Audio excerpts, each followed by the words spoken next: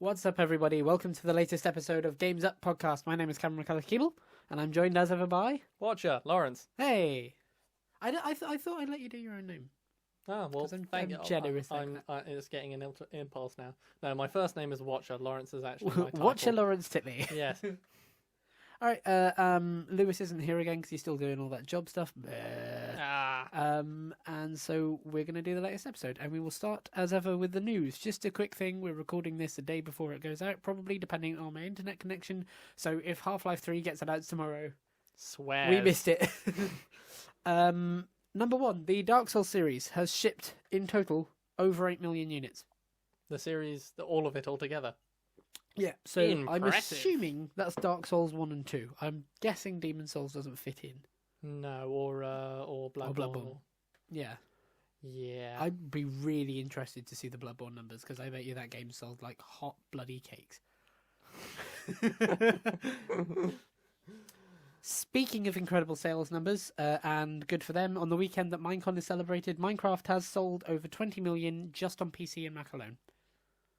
Which is really impressive because they're on 5 platforms and it's more than 5 platforms, and it's well known that console sells better than PC for Minecraft. Is that since forever?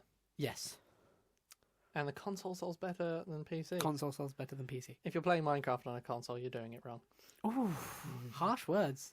I think I've played Minecraft on a console for about an hour and a half, and it's a very weird transition, but it works. It's good. I just don't find it freehand enough. I know what you mean, but then you've tried to switch today from using arrows to WASD controls. It was like speaking Esperanto. I tell you what we should do. We should map a controller onto this and see if you can manage it. That'd be really interesting. It would be, yes, it would. But they have a completely different thing with the thing. They have a completely different the way that the interface reacts with the game. So yes, that's true. That's true. I'm not sure I have enough combinations. I can memorize enough combinations of clicks to substitute for keyboard shortcuts. I know what you mean. Either way, yay for Minecraft. Yay! Yay! Number 3, Nintendo has responded to the Metroid negativity. So at E3 they announced Metroid Soccer Ball or whatever it was. Yes, Metroid Dead or Alive. yeah. And there's been a noted negative outcry of... Actually, given that Metroid is a bounty hunter, Dead or Alive, it makes sense. Anyway. A weird crossover there. It would be, yeah. Yeah, so Reggie Fils-Aimé, or Fils-Aimé, I think it's Fils-Aimé. Should get one of those Wikipedia say it out loud. Here's a joke for you. Yeah. What's Nintendo's favourite melon? I don't know. A watermelon. Thank you all. Clap, clap, clap. So yeah, speaking to Mashable, Reggie Fils-Aimé said that they have noted that people were disappointed that a proper Metroid Prime didn't make an appearance, and that they know that there's been demand.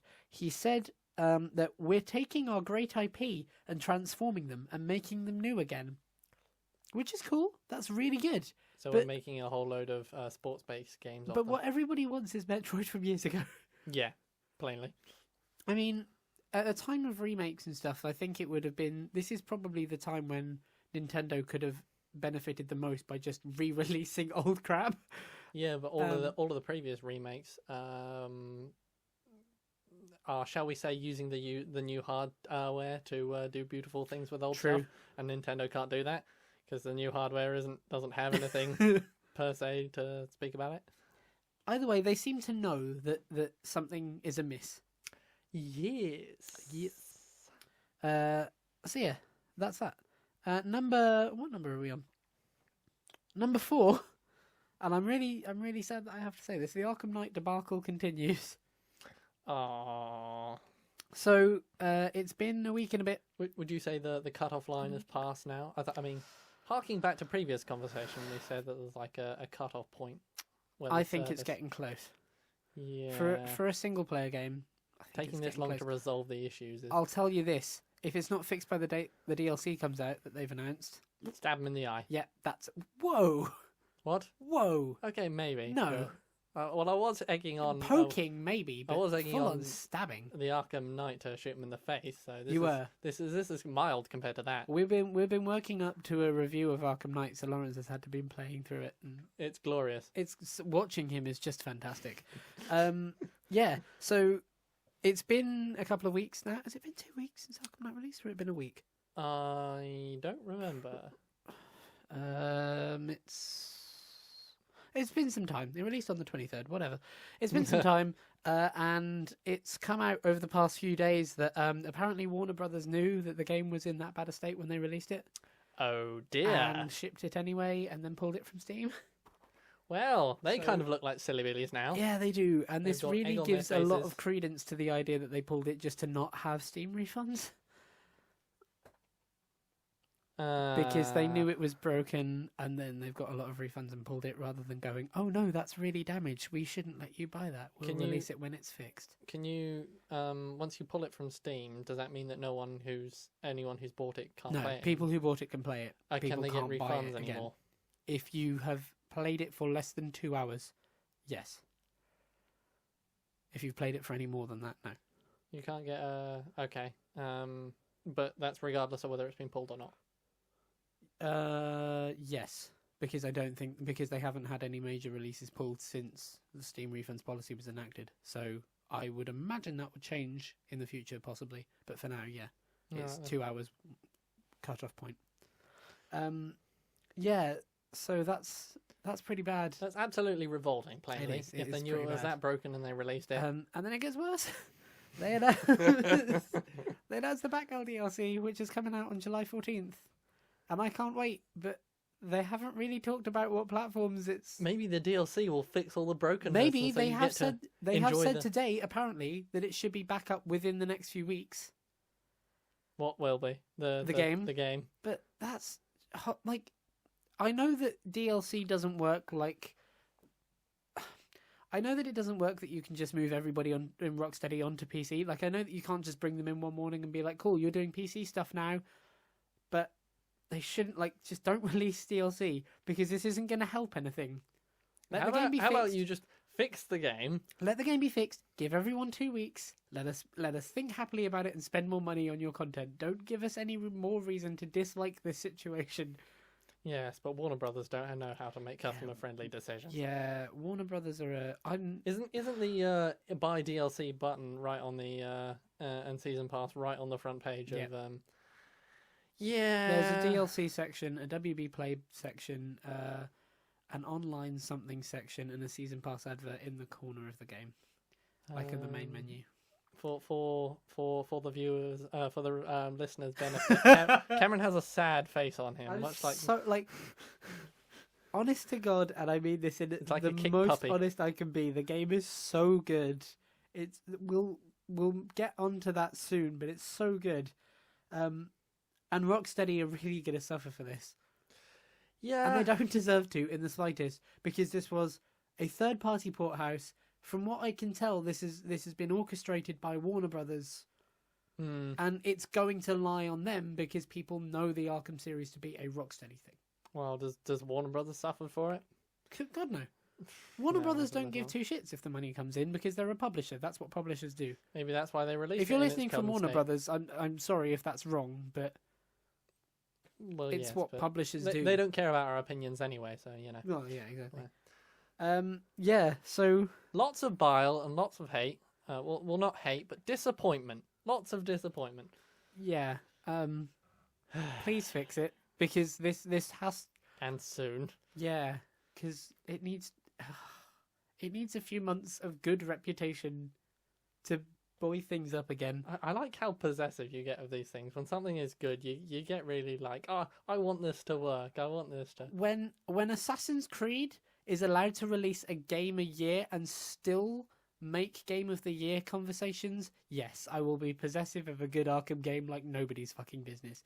Fair enough. Fair enough. When Saints Row is allowed to have had 5 games somehow, yes. And a fucking remake, yes, I will. Saints Row's had a remake. Yeah, they did like an HD remasterifying version of Saints Row 4 a year after it came out. Christ in buttercups. I know. and like they did, and that's a conversation I'm sure we'll have at another time. But yeah, when a game comes out that's this good and I'm that attached to it, yes, I'll be possessive of it. So fuck you.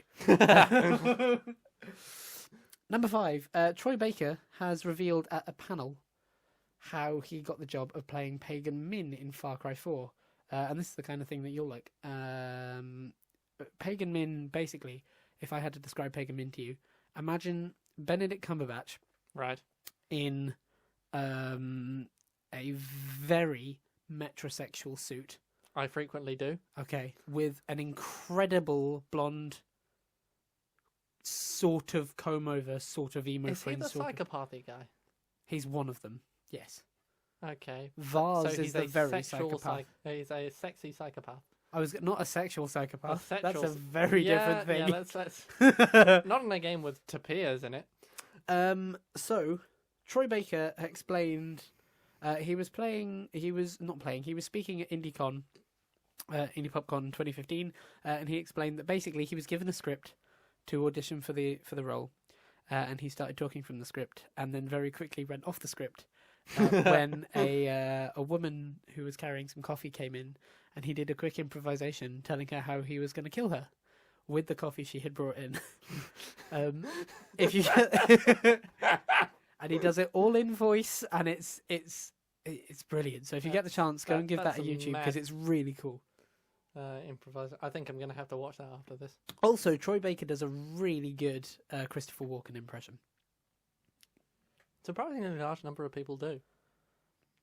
No, surprisingly, a large number of people think they do. Does he actually do? He actually does. It's very, very good. Like, it's not just the voice as well. His whole face becomes kind of Walken-esque for a bit. Just this oak cabinet of expressionlessness. Yes. No, it's not. I would say he's... I don't know. I can't quite describe it, but he looks to me like a man who's in control of his nervous twitch. I'd say that perfectly describes that. Describes in a manner that no one else can describe. Thank you. Number 6. This is a really cool one. I don't know if you saw this. Somebody unearthed a SNES PlayStation. Oh. Did you see this? No, I didn't. So, if you don't know the history of the PlayStation, basically, this is really brief and summaristic, but originally, PlayStation were going to get into the games business by making a console with Nintendo. It was going to be an add-on for the SNES that took in discs, and it was going to be the SNES PlayStation. Right. That didn't work. PlayStation went off on their own and took the hardware they developed for that and made it into the PlayStation, and the SNES went its own way. But there were a section of about 200 of these SNES PlayStation models built and tested, and so one of them made their way out into the wild recently.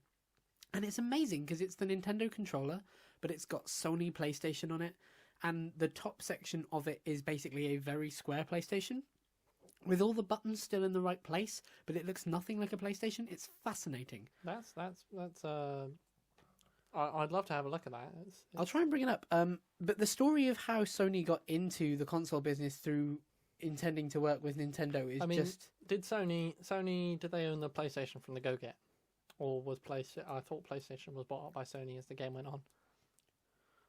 No, I think they always owned the PlayStation brand. Certainly, I think it's on this... I'm pretty sure it's on this piece of hardware. I think they always own the name PlayStation. But if you don't know how Sony got into the console business, it's fascinating, and the kind of what if scenarios it brings up are really interesting. So go and the word PlayStation is on it. So yeah, I'd imagine they did over the whole time.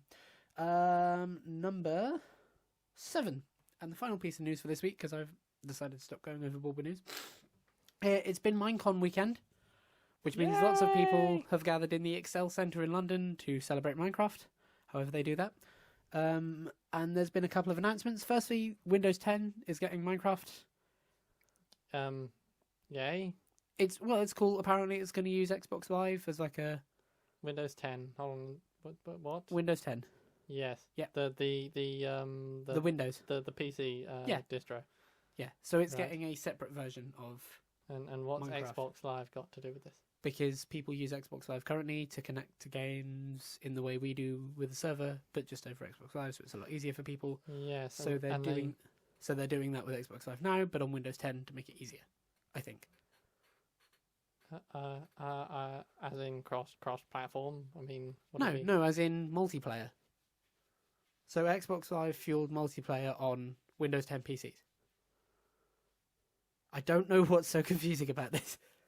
Simply the idea of Xbox Live on a PC.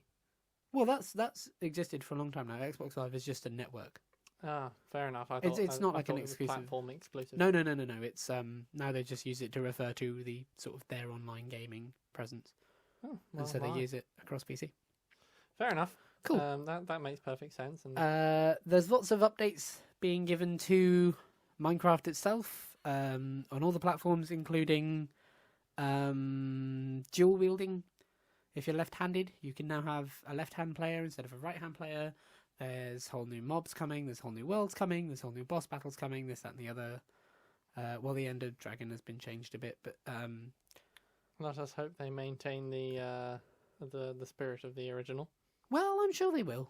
Well, it's always been a little bit fiddly updating Minecraft, because more often than not, when you're taking something out or adding something, you're making redundant, or you're taking away what was possibly a bug but somebody else was using as a feature. Yeah, that's the thing. Because Minecraft is such a profitable thing, like online gaming, lots of people get into, and because it's so popular, lots of people get into Minecraft and build all sorts of things that use exploits and bugs and stuff. Yep. And then every time there's an update, you have to go through and check what doesn't work anymore. Indeed. And it's a pretty interesting, really, when you think about it, that's a pretty big thing for an online game.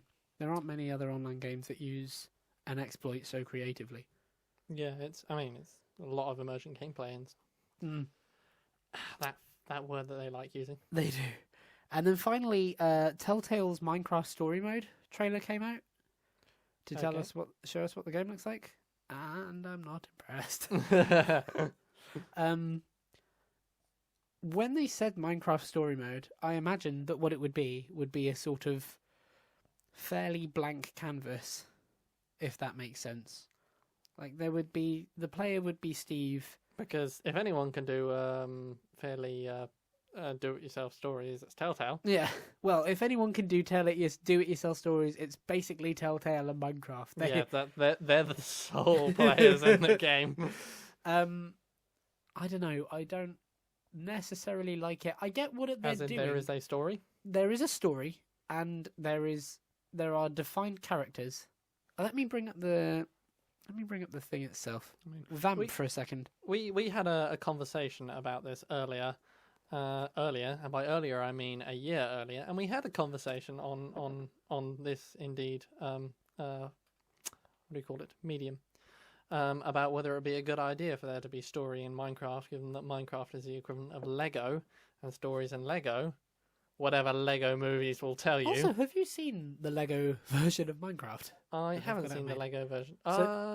My nephew might have been bought a few. I think. No. The game. Not as in like Lego that is in the style of Minecraft. No, Lego has now tried to make a Minecraft game. Oh, like a build it. Oh, that's procedural sad. world. No, it's kind of cool. Really? Yeah, from what I've seen, it looks kind of cool. So here we go. This is this source comes from The Guardian, and they have said, due for release in 2015, when it was announced, it was described as a new original story driven by player choice, rather than one focusing on the Steve character that has been Minecraft's default hero for over the years. Mm-hmm.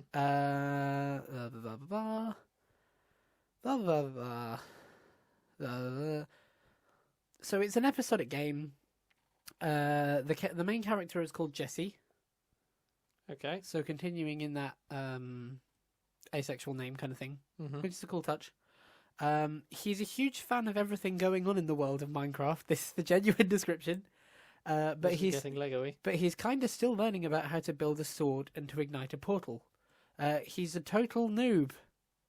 Exclamation mark. Noob. Is it spelled adequately? It is Noob. Excellent. All the newbies. He's a total. Is he really down with the kids also? Oh, I've lost my noobs. Where they gone? There we go. He's a total noob, but his friends are really passionate about Minecraft as well.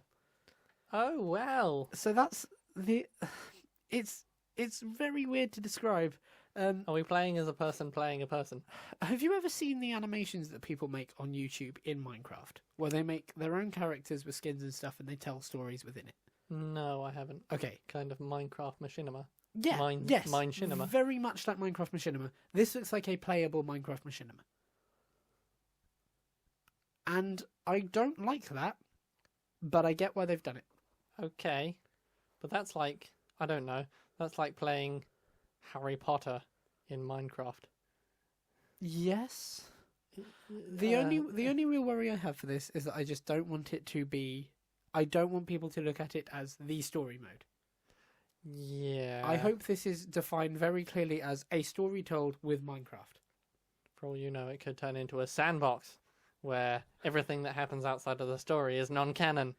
Oh, don't start bringing geek terms in here, please. I'll just suggest the worst case scenario, because then at least I'll be wrong and happy. It looks weird, if I'm honest. I get what they're doing, and I think it's kind of a cool idea, and I know that like it's not being pitched to us. If they made 3 of them, then what, 3 different stories? Yeah. Well, I could see something like that Releasing happening them at the same time. Okay, that would be at least a nice idea of the idea that you can make different stories in Minecraft. Yeah, I could see that happening, like series down the road. I could see that happening. But I don't know how I feel about it now. And I realise as well that this is not being pitched to us, because really, in terms of people that play Minecraft, we're old people. Yes, they're not making any money from us anymore. No. This is being targeted at a younger generation who haven't had the same kind of story-driven experiences in terms of gaming we have. So Minecraft is still a lot fresher for them. So why don't we just go and die like the retired horses that we are? Wow. You're on fire tonight. Well, you're expecting me to bring a certain amount of passion. It'd be I'm boring expecting if we you were to be just passionate. I'm not expecting you to bring psychotic. Just go and die. Go out to our pasture and die. And with that, shall we move on to the topic? Let's. So that was the news, and our topic of the week this week is one that's fairly relevant post E3, with Microsoft announcing their pre-buy, whatever it's called, early access development. Is the topic of the week. EA. What's your thoughts on it? My thoughts on early access. Yes. Well, I have many thoughts on early access. If I will start from the ground opinion, and then, as it were, work up, I would say I don't like it. Okay. Yeah. Well, to begin with, I don't like. Plainly, when I buy a game, it's like when I buy any other product. I look over all the things that it has, and I ask myself whether that's the sort of thing I'd be interested in, and if it's got all the things that I'm interested in. Sorry, no, that's okay. I have a throat thing today. That's fine. Then I go and buy it. Yep. Now in EA, you're buying the promise of access to something that looks vaguely like this, to be finished at an unknown date. Yeah. And so on. So I don't like that, just from the idea that I don't know what I'm buying. Straightforward consumer answer. Okay. And the entire philosophy that runs behind it is the idea that you should trust the manufacturer of the game, to know, or trust the artist behind it, who knows the appropriate direction for it, or what they're, and trust that they're going to create it in a timely, orderly, and high quality fashion. See, that wasn't my understanding of early access development. What was your understanding of early access? My understanding is that it is the agreed idea that feedback will affect the development of the game. Agreed by whom and to what contractual terms? None. all right. You've already bought the game. Why do they have to listen to your No, opinion? you're absolutely right. They don't have to, but I thought that was the kind of ethos with which early access development became a thing. It's very much... We're talking about Minecraft a lot because Minecraft is the first very big example of it. Minecraft has spawned the early access development phase in which you buy a game in its beta or just post-beta phase, and what you like or dislike or what bugs you find or this, that and the other contribute to the development of the game going forward. It's true, yeah. And I did buy Minecraft in what I would call the early access phase. Did you buy it when it was in beta? I bought it when it was in beta. I bought Wow. it for 14 quid. 14. 14. Yeah. And it's true that I did have to invest a certain amount of trust. Trust which, for the most part, has been honoured. For the most part? Yeah, I would say that you trust that they're going to stay the original course of how they're developing the game, and that the ethos is going to resemble of the game at the end is going to resemble that of what you bought in the beginning, Mm-hmm. and that has largely remained true. Do you think so? Just Minecraft alone, do you think that there's examples that aren't the case? Examples where it hasn't. Yeah. Do you think there's like?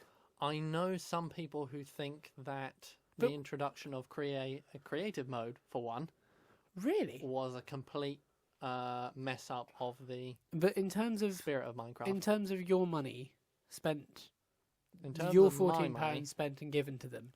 I think that it was that they've stayed the course. That Right, they've, okay, fair enough. That what I have bought is roughly the same product.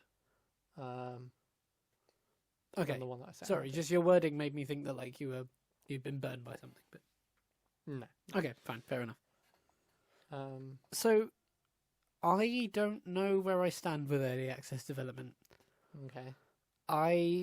Game preview, that was it, the game preview thing from Microsoft. That's what they called it. Sorry. Game Um, preview. It's not early access.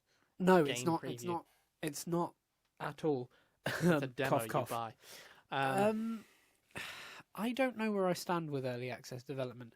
We were talking last week about crowdsourcing and Kickstarter and crowdfunding and how democratizing the state of game development is a good thing because it is a top-heavy medium, as with any entertainment medium. There is Yes, I understand you were talking unequivocally about it. I was talking equivocally about it. explain, just in case people don't know what equivocally Okay. and unequivoc. Cameron's Indeed. support for the democratizing of the top-heavy medium, as aforementioned, was rather stronger than mine. Right. Okay. So if we start that as our starting point. I mean, I think it's a good thing.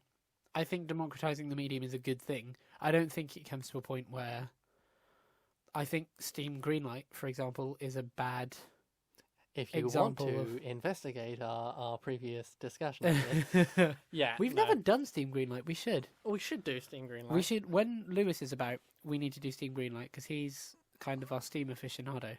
He is definitely. He's got his hands in the steamy sink. I'm all for more democratization of the medium. Mhm. I think the problem that comes with that is the curating of the medium. That Yeah. everything that is made represents gaming, and so that's all the good and all the bad. And so if you look at stuff that comes off of Steam Greenlight in early access that's broken, that's damaged, that's taking advantage of the early access medium and taking advantage of we don't have to sell you a working game and we never have to make one, that's a problem. Just a question. Yeah. Just as an aside, doesn't the whole refund thing deal with? It does, in as much as the way really to fix early access is Yeah. to curate it, is to have a human in place who looks at the submissions they get and says, you can go on, you can't, Why you not can be just sold. Have people allow people to refund the purchases that they thought were rubbish, and then no Because rubbish. when do What- you sort of... Because the problem is you do have to be a little careful of people taking advantage of that, playing That's 70 true. hours of a game and then refunding 50 quid that they just put into the next one. I suppose that you have to do like they do, draw a cut off, and the viewer has to be caveating. And the further problem you've got is that now with independent development being a very strong thread on Steam, you have no guarantee that any game will last any certain amount of time. That's true. Like I've, for example, seen complaints and things of people on the internet, and I don't know how well-founded or truthful those complaints are, and I also don't know how dishonest they might be. But I know I could get through something like Gone Home in an hour and 30 if I bought it new and easily refund it. I wouldn't, but there are people who would. And so with indie games and things like that being a strong thread on Steam, where do you draw that cut-off point? I can see how that would be a problem. Yeah. Shall we? Yeah, so I'm not against early access as a thing, but I've yet to see it work, if that makes sense. Minecraft is the only real example I've seen of it working. Yeah. Again, it's this whole issue of trust. And trust in one person is not necessarily placeable in you can't necessarily place that trust in another person. Yeah. And it works in as far as you trust the various different people. I think a platform in which feedback is utilized to design a game is a good idea, and I think it's worked really well for Minecraft, and I think it could work well for other games. Something like the Elder Scrolls Online, or like MMOs, or those kind of things. Maybe even MOBAs to less of an extent, but potentially MOBAs. I could kind of see giving rise to an early access platform, but then Hitman's coming out in December, right? And I would put good money on that being an early access game because of the way they've talked about it so far. So Hitman comes out in December. It's a digital only release. The physical release is in 2016 in some time. The content that you get in December is shaping the physical release that comes out to an extent. So the way there's an interview online with one of the developers. Have they clearly said that it is a? They have not, but there is an interview online where one of the developers actively says, "I wouldn't call this early access development, but wink, nudge, yeah, nudge. Yuck." Yeah, very yuck. I don't like the idea of a AAA game being early access, because more often than not, a lot of people do early access for the same reason they do Kickstarters. It's in order to get a game off the ground that might not necessarily have been able to get off the ground. They don't have the ability to put in the full manpower to produce the final product. I have no problems with a AAA early access game. I do have problems with the idea that AAA can't deliver a game that doesn't need, if that makes sense, early access. Like, when you deliver an early access game the first time, the first person who buys it is buying it under the agreement that this is not the finished version of the game. We're asking you what you think should be added to it, or the way you play it will define what we add to it, if that makes sense. I don't like the idea that a AAA... I would rather that AAA come forward with, you are buying a finished version of the game and we will support it past this point, rather than you are buying a half-finished game and we will finish it at some point. Yeah, sort of. I think I can see what you mean. What you want is more content, which is what most of us want. I want more... At a time when DLC and season passes and betas this and closed betas that, and at a time when content other than the game is being sequestered, I love stuff like GTA Online, where I have received several packs of DLC, several packs of DLC and events post, not had to pay a thing, and that was sort of part of the agreement of buying into GTA Online, that kind of support would be there. I would kind of consider GTA Online to be early access to an extent, because the heists weren't there, and that was notably a bugger up, and they kept mentioning that was a bugger up, but also some of the interfaces have changed, some of the ways you interact with the game have changed, A lot less of the weapons and clothes and options were there. Some of the game modes have changed. There's features have been added to it. I consider GTA Online to be early access. The only difference is when GTA Online came out, I could have perfectly happily played GTA Online in that form. It's only got better from a good standpoint. And that's what AAA early access should be, rather than it's bad, but it might be improved. Something that you should be able to leave as it is. Yes, yeah, exactly. That's a perfect summary of it. In which case, should you pay for it a different price for when you buy it at the end of that or at the beginning? Because ultimately, if it's something... That's an interesting question. I mean, I suppose the thing to say would be people who are paying into early access are paying for all the content they get and will receive. Yes. So by that logic, surely people who pay the game at the end should also be receive that content. Should also pay for the same price. Yeah, I'd say that's fair.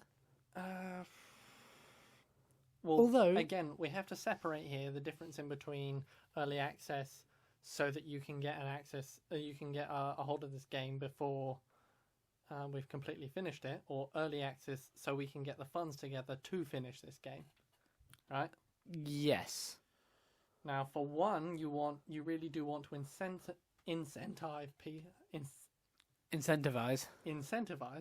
people buying the game earlier, in which case you offer them a lower price, just like Minecraft did. Yeah, very true. I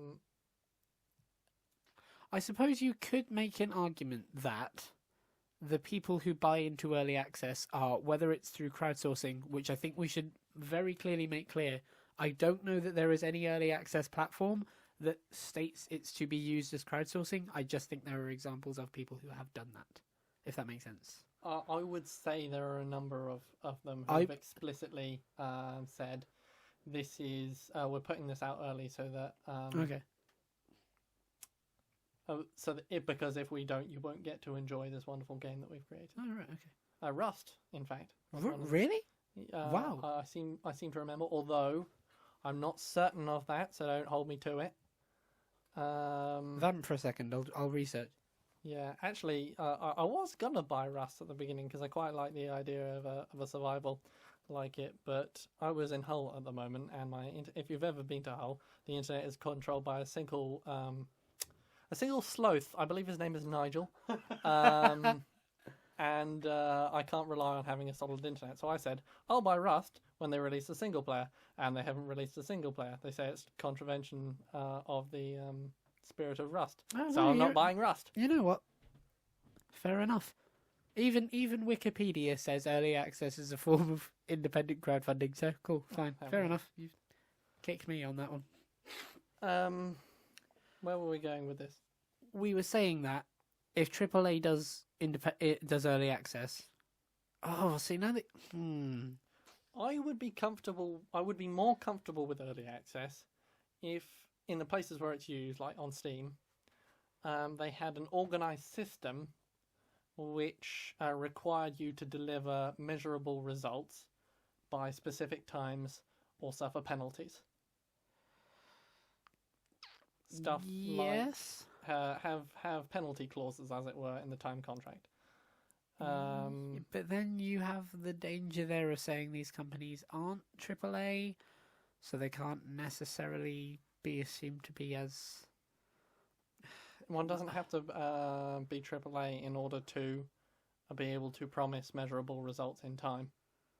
But then what time scale or result scale do you give? Like, how would you set those clauses? That's I don't know how to program. And the thing is, it would be done like each game that goes into it would be very different. Rust as an early access game would be very different to some of the stuff that Jim Sterling shows as early access games. Mm-hmm. So you'd have to have somebody curating those clauses. You'd have to draw up a plan for what you'd need to do in order to get the game to the end. You'd have to make an estimate do it like of how a much time pitch and explain it to a panel of people, plainly. Wow. It's as far as I can see. But in that state, wouldn't it just be easier for platforms like Steam and Microsoft. And I think Phil Spencer's openly talked about this is how the Microsoft will be run. But wouldn't it just be easier for platforms like Steam to curate what goes on the list, and not in a clauses way, but just in a you're allowed on, you're not allowed on, so that.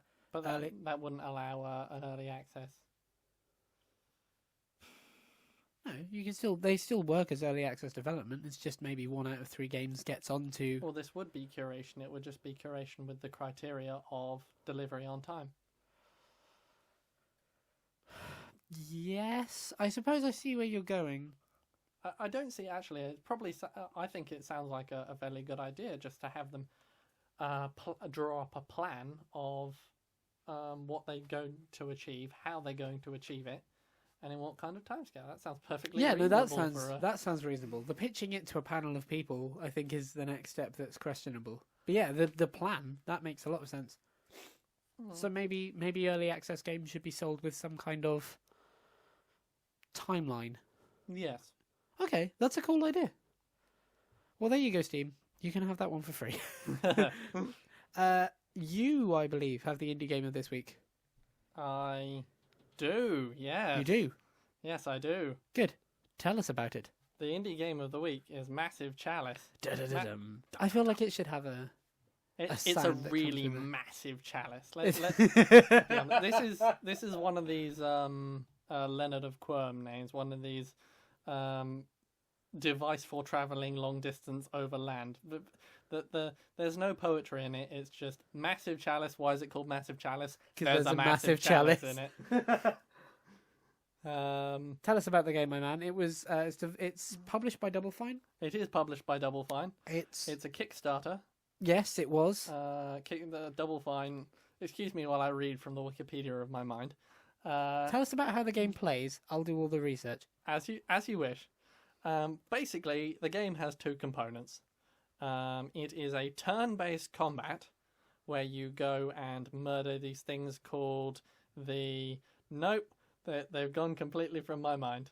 The cadence, that's it. The voice intonation, the cadence. And you have to.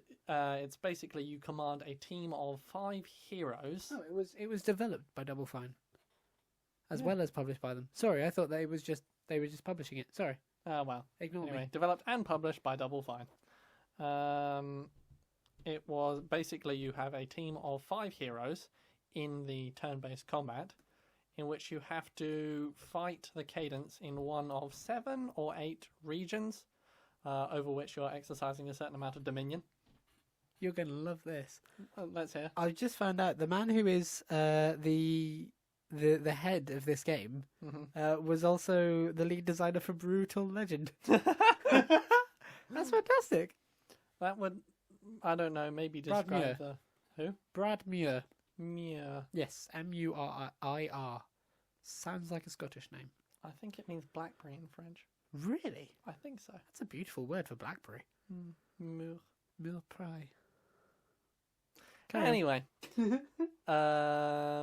you control a team of... For the 3rd time, you control a team of 3 heroes, which you use to destroy cadence creatures in a number of regions. And then in the other version of the story, you then take control of your heroes and build various buildings and research various things in the regions you are protecting from the cadence. Basically, you set all the goals from a series of task bars, and then and this is a novel thing, and then you set the timer going.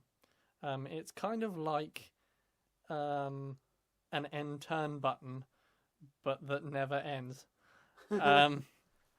As you set the timer going, and then the time counts down for the various things that you've set to be built, for the various things you set to be researched.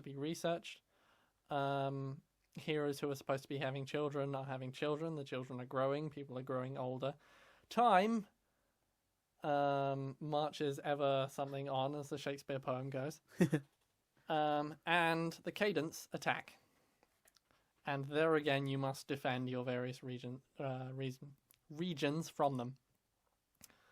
the end result is to basically play the game until a particular timer has run down.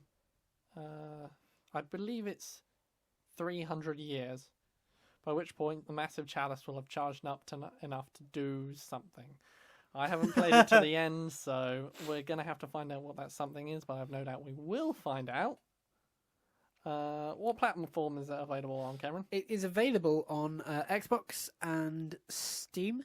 It's Mac OS X and Linux, and it's available on Xbox right now. If you are listening to this on the day it comes out and you have Xbox Live Gold, it's free until, I believe, the 15th of this month. It's free currently, and there's another Xbox One game becoming free on the 16th, so I assume it's staying free until the 15th. So you've got 10 days as of the recording of this, 9 days hopefully as of the day this comes out. So go and get it. It's good. Yes, have at it. It's wonderful. It's a little... I'd say it's a little bit... possibly it could do with more fleshing out the content. Okay. But what it does quite effectively, and I quite like the art style, I'll be honest. Yeah? It's very pointy, not blocky, but very angular instead. Lots of triangles rather than squares. We were saying, for anybody who knows us personally or went to a religious school, I was saying that the art style reminds me of, we had a... we both I think went it to was a, the Good News. Yeah, the Good News Bible had these little sort of drawings in them, and they looked very angular and disjointed, a little bit what's the word? Angular and disjointed. They were Angular and disjointed. That'll do. 2 words. Yeah, kind of cel shadedy, but not cel shadedy as well. Yeah. It's a beautiful game. It's a beautiful game.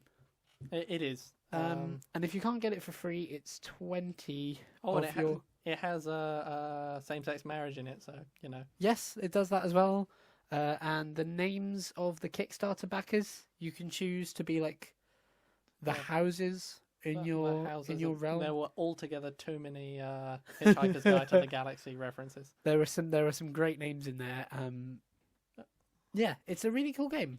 It was very cool to watch you play it. I'm not much of an RTS person. House of Tyrrell, we do not shave. Actually, that would be really good to go through and make a list of the best names that we found on there. Yes, we should.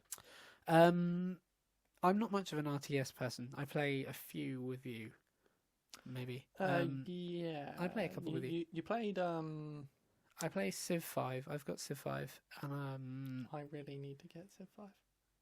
Yeah, you do. It is. I think we can dual cross-platform On Linux? on Linux to Mac? Windows. Really? That's I cool. think so. We should stick with... We play free Civ. That's Mhm. great. I don't know if you'll like Civ 5, but we'll talk about that in another thing. But as an RTS, this looked really, really interesting. And it was definitely... It was the most engaging RTS I've seen in a while. So that's really cool. Fair enough. So that was Massive Chalice. And like we said, it's out now on PC and Xbox. And if you've got it on Xbox, it is free if you have gold. And it's 20 quid otherwise. So if you are thinking about buying it, get 3 months of gold, get the free game, and you've got Assassin's Creed Black Flag and other stuff as well. So it's definitely worth your investment. Sweet. The people's flag is darkest black. I should probably make it clear that we're not paid to say that. No, we aren't. That was a genuine piece of advice rather than cold-hearted shilling. If you do feel like paying us, however. Oh yeah. We'll do cold-hearted shilling. With that, shall we close it off? Let's. So that has been the latest episode of Games Up. Thank you very much for joining us. And if you did, come and have a look at the Facebook page and the Twitter profile. EGX has just confirmed their first game, and we're going to EGX in September, so we're looking forward to that. That's going to be a hullabalooza. Yeah, Just Cause 3 is on the show floor. You're not coming to EGX, so you won't get to play it. No, I won't. Dick. And with that, we'll draw things to a close. Thank you very much. Cheery pip. Thank you very much for listening. Come and join the Facebook page and all that kind of jazz, and we will see you in the next episode. And until then, the game's up.